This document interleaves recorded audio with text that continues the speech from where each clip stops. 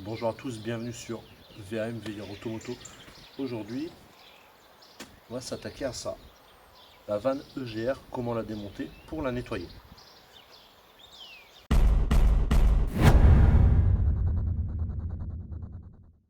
Allez, donc la vanne EGR, vous la voyez, elle est ici, le turbo est là, la vanne EGR est là, et il y a un espèce de filtre tamis avec un joint qui se trouve ici en bas. On va devoir démonter l'entrée d'air, ça, peut-être ça pour voir plus clair, je sais pas. En tout cas, on va démonter un peu, on va voir ce que ça donne.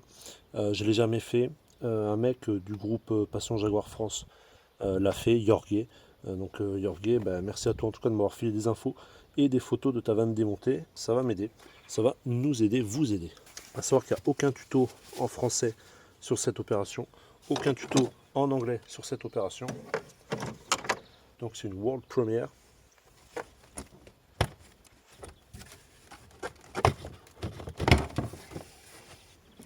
Et à savoir aussi qu'il n'y a rien sur les fiches techniques Jaguar. Là on a un capteur qu'on va déconnecter. Je pense qu'on va dévisser ici et là, ensuite là, pour enlever ce gros bloc là. C'est une grosse admission. Et après on y verra déjà beaucoup plus clair. Donc là, tournevis plat. Et là, je dirais du 12. Bon, vu que j'ai le compas dans l'œil, vous en doutez, c'est pas du 12, c'est du 13. Elle est assez balèze hein, quand même. Pour tenir ce gros bras là.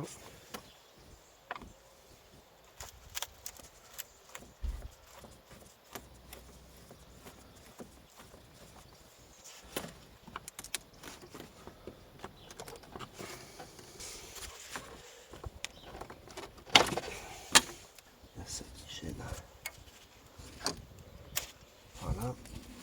Donc le capteur de tout à l'heure, je l'ai enlevé de son support.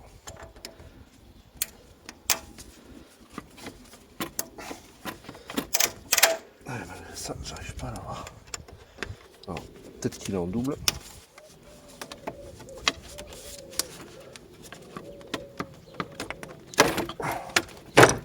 Ça, on pourra le nettoyer. Vous voyez, il y a un peu de gras.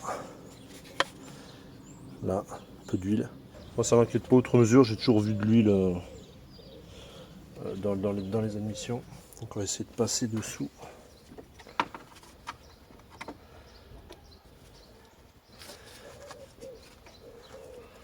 Donc, il y a des vis en torx. Encore faut-il.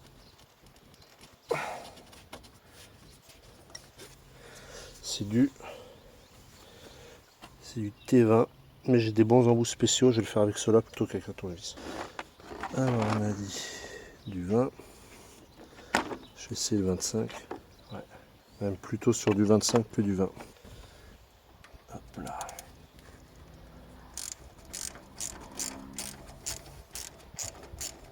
Alors, idéalement, vous desserrez en étoile. Hein.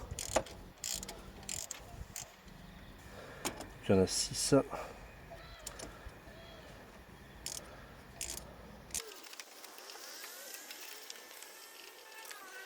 Il y en a une autre qui est cachée tout en bas, là où j'ai ma clé actuellement.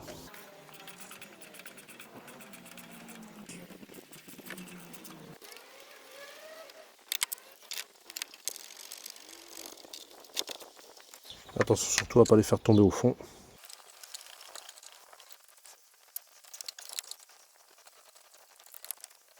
Alors celle qui me faisait peur pour tomber, c'était bien sûr celle qui était tout en bas. Donc ça c'est bon.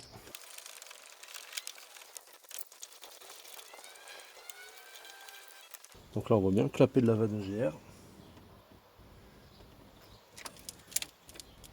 Là on voit qu'il y a un joint qui fait tout le tour. Alors là j'essaye d'enlever cette attache câble. Voilà. Donc cette pièce, on va pouvoir la mettre à nettoyer aussi. On voit qu'il y a de l'huile qui a coulé là. Et là on voit, vous voyez, il y a des gros dépôts quand même. Donc tout ça à nettoyer. Je pense qu'elle n'a jamais été démontée ni nettoyée. Pour une voiture de 133 000, c'est pas mal. Je pense qu'elle est maintenue par ces deux grosses vis là. Du 10. Bon, changement de plan.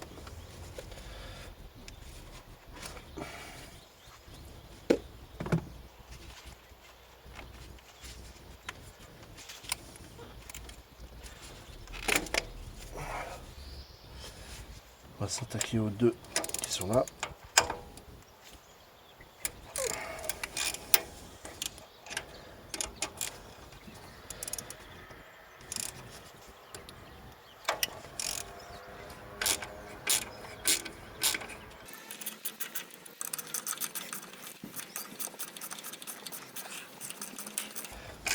Ça c'est du 10. Hein.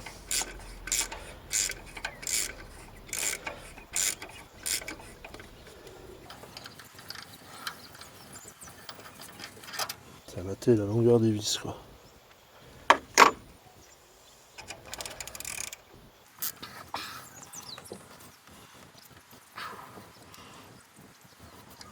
J'espère que ces tuyaux on va pas me faire chier. Ah mais je crois qu'il y a une mini vis là. On enlèvera.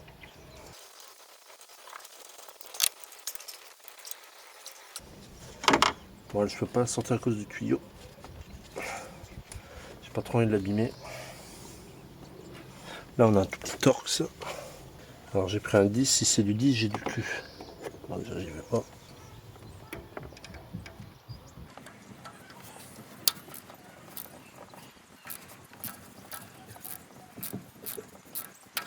C'est pas du 10, c'était du 15. Donc voilà la toute petite vis qui retenait ça et c'est du T15. Donc maintenant ça je peux l'enlever. Voilà.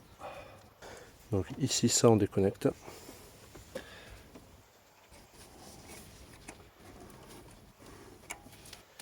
Oh, c'est pas possible c'est gros, merde.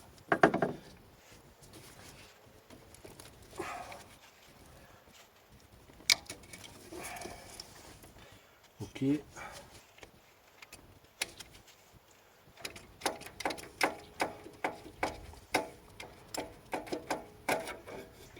Voilà. Donc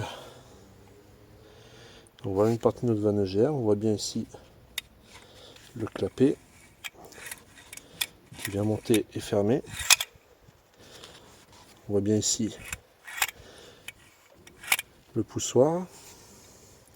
Donc ça c'est très propre. Enfin c'est relativement propre. Là ici on a notre turbo. Donc avec son hélice.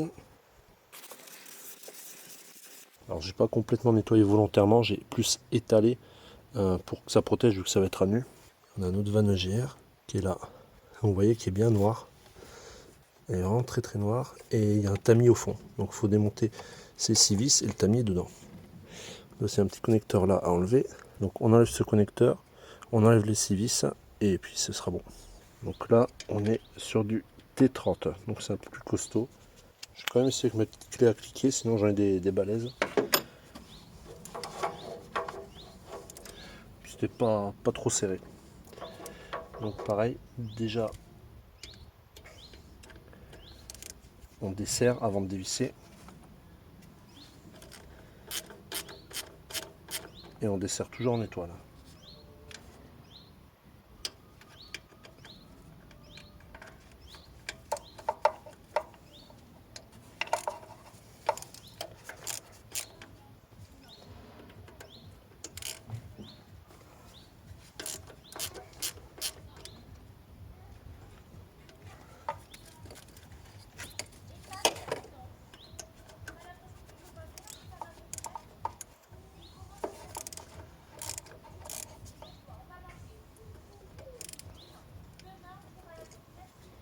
Voilà. Maintenant que c'est desserré, on peut dévisser.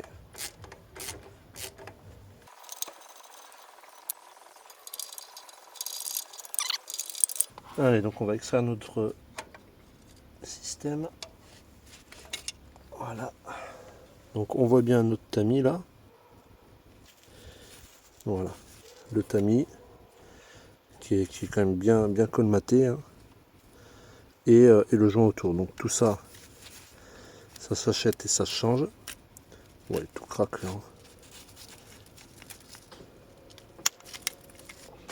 Et là on a vraiment la saleté qui est là.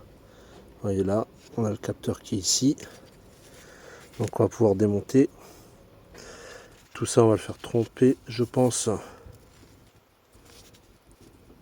Alors, on a un joint qui est là, vous voyez. Ça c'est un joint métallique. On va pouvoir enlever comme ceci.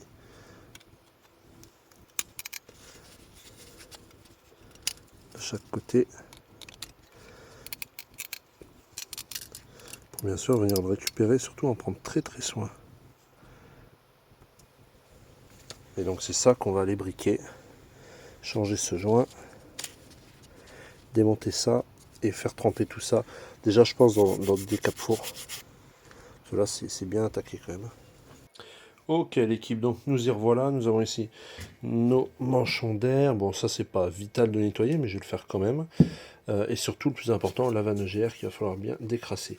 Donc pour ceci déjà, il nous faut des bassines. Une petite pour la vanne. Et puis un gros seau pour mettre les pièces dedans. Comme ceci, donc eux ils vont pas faire trempette comme la vanne EGR va le faire. Et ensuite nous avons plusieurs solutions. Celle qui marche bien c'est le WD-40. Très efficace, beaucoup font avec ça. La deuxième, très efficace aussi, le nettoyant frein. Et enfin pour finir, le décape-four, très important, sans soude caustique pour pas attaquer les éléments en plastoc.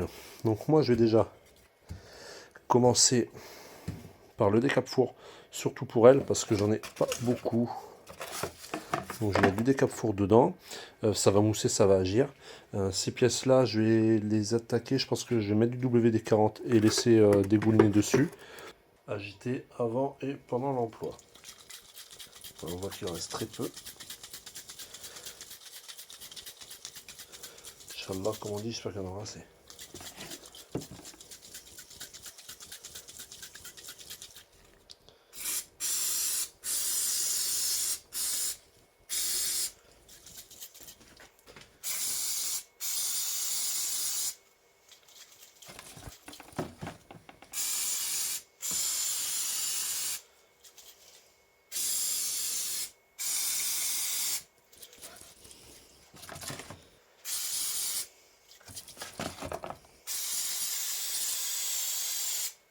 Allez, ça c'est bon. Je pense qu'elle va passer un petit moment là.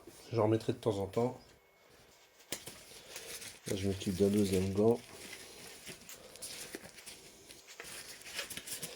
En vrai, avant je le faisais pas. Quand j'étais jeune, que je bricolais, je mettais pas de gants ni rien. Et bah faites-le parce que vous pouvez éviter plein de maladies de la peau, des plaques, des démangeaisons et plein d'autres choses comme ça. Donc elle, on va peut-être la faire après, comme ça je vais mettre elle d'abord. Allez, je crois pas qu'il y ait besoin de l'agiter lui. Voilà, allez hop. Là pareil.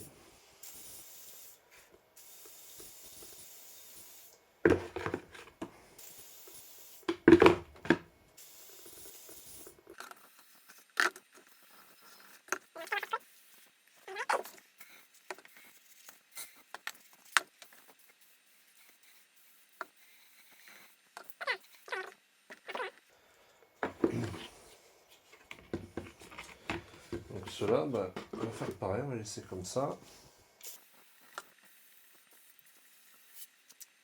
Et en fait, je rincerai plus ou moins avec le nettoyant frein. Parce qu'il est très volatile, donc il sèche vite. Et il dégraisse énormément. Voilà. Donc là, on a la vanne EGR qui est en train de prendre un petit soin de beauté par le décape-four. Il n'y a aucun placement de produit comme d'habitude. Et on a ici le manchon d'air et l'autre en bas, vous voyez comment c'est noir dans le fond. Ben, c'est toutes les merdes qui se décrochent, qui coulent. Donc là, je vais laisser mariner comme ça toute la nuit. Je reviendrai mettre un peu de pchita de temps en temps. Et puis, je verrai demain, je pense en rentrant du travail le soir, comment commencer. Ok les amis. Bon. Nous voilà le lendemain soir. Donc ça fait presque 24 heures que les éléments baignent. Donc, autre outil utile, une brosse à dents. Toujours. Donc là, on va commencer par regarder un petit peu ces éléments-là. Je suis pas trop inquiet. C'est surtout notre vanne EGR qui est toujours plein de mousse.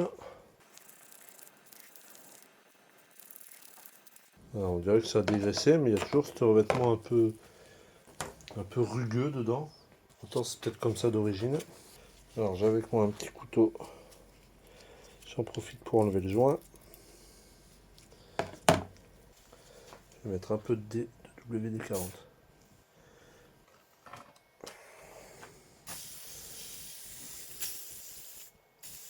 Et je vais frotter.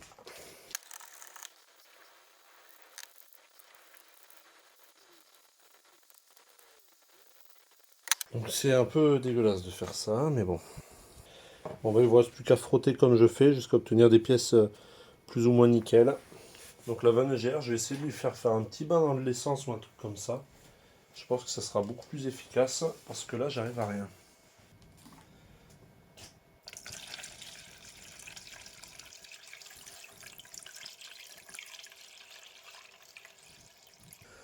Voilà, donc petit bain d'essence finalement pour la vanne-gère. À voir demain si ça aura décollé, comment on va faire. À voir. Bon, nous revoilà encore le jour d'après avec notre bout de vanne-gère qui trempe toujours. On voit quand même plein de dépôts.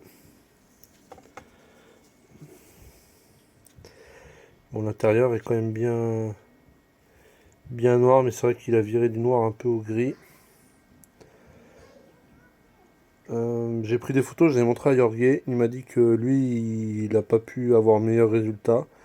En plus, il a nettoyé avec un gros produit professionnel pour nettoyer l'aluminium, qu'il n'a pas réussi à avoir meilleur résultat non plus. C'était juste un peu éclairci. Donc, comme moi, je pense que l'aspect granuleux qu'on voit au fond, plus le noir, bah, c'est juste que c'est cramé par les suies et la chaleur des vapeurs d'échappement. Je pense que c'est simplement ça. Donc, à mon avis, on n'arrivera pas à avoir mieux.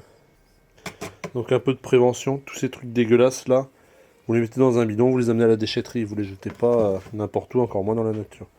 L'autre petite chose, c'est ça, le joint et le tamis donc qui vont là-dessus.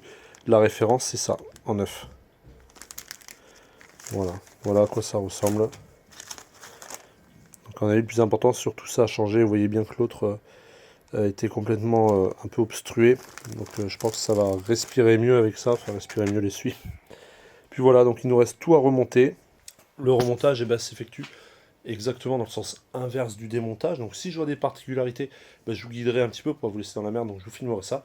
Donc j'ai aussi nettoyé avec nettoyant frein la sonde, sauf la connectique bien sûr. Et je vais nettoyer un peu ça aussi, un peu l'intérieur et les plans de joint. Je vais pas faire tremper, juste vaporiser un peu de nettoyant frein et frotter avec un chiffon. Et voilà, une vanne-gère, on voit bien le clapet, toute propre. Avec les plans de joint tout propre aussi. Voilà, plus qu'à remonter. Pas de sens particulier pour le joint. Pensez juste bien à le mettre au fond et il va s'écraser avec les petits tétons là. Voilà. Et le tamis neuf qui est juste posé dessus. Qui est juste posé. Comme ça. Voilà.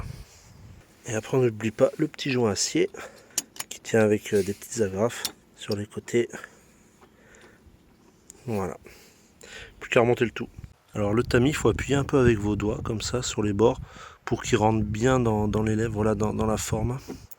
Et là, vous voyez, tout est neuf, tout est impeccable. Donc, petit conseil pour le remontage, graissez le joint, qui est du coup à l'intérieur. Donc moi, j'ai utilisé un sopalin de l'huile. Vous graissez le joint pour pouvoir rentrer plus facilement l'ensemble, sinon ça passera pas. Sinon, auquel cas, merci à tous d'avoir suivi cette vidéo. Je t'invite, comme d'habitude, à liker, partager, t'abonner. Merci.